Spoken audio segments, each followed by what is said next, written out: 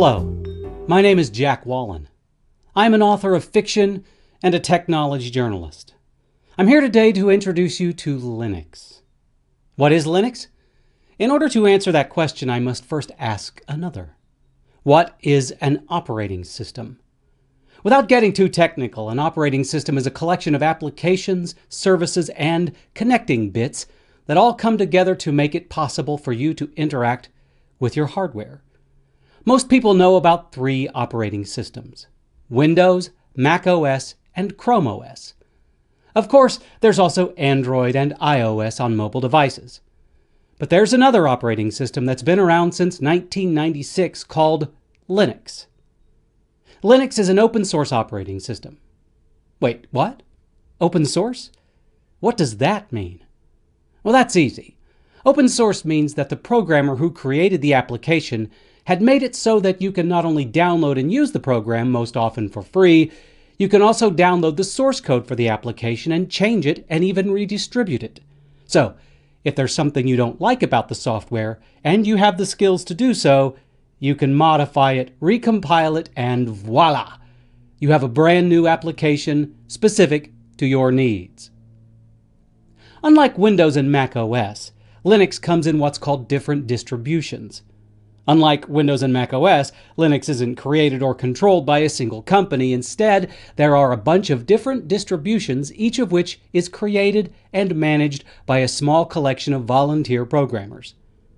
Some of these distributions, such as Red Hat, SUSE, and Ubuntu, are created and controlled by large companies.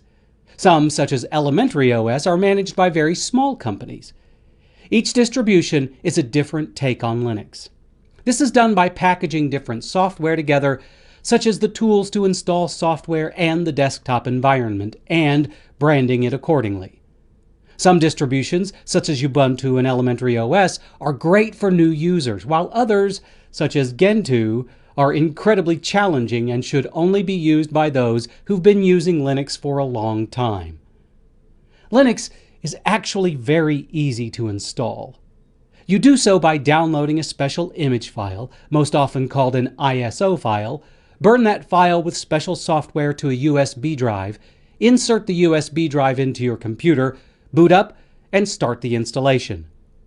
Believe it or not, the process is incredibly simple. Some distributions can be installed with just a few clicks of the mouse. Many distributions have what's called a live version.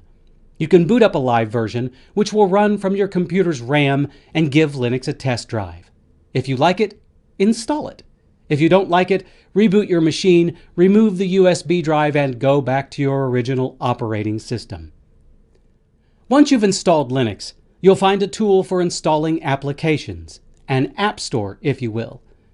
These app stores offer thousands upon thousands of applications for installation, most of which are free.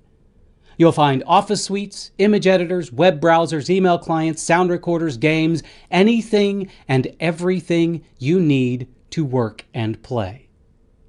So Linux is an operating system. Linux is open source and free.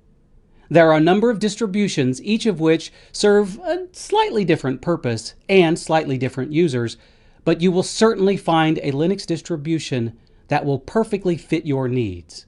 And much to the chagrin of the rumors, Linux is actually incredibly easy to use. It's also reliable and, for the most part, malware and virus free.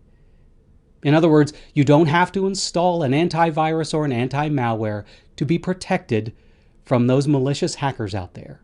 It's reliable, secure, safe, and free. So why not give Linux a try? You can install it on most any kind of hardware, test it out, and see if it is the perfect operating system to meet your needs.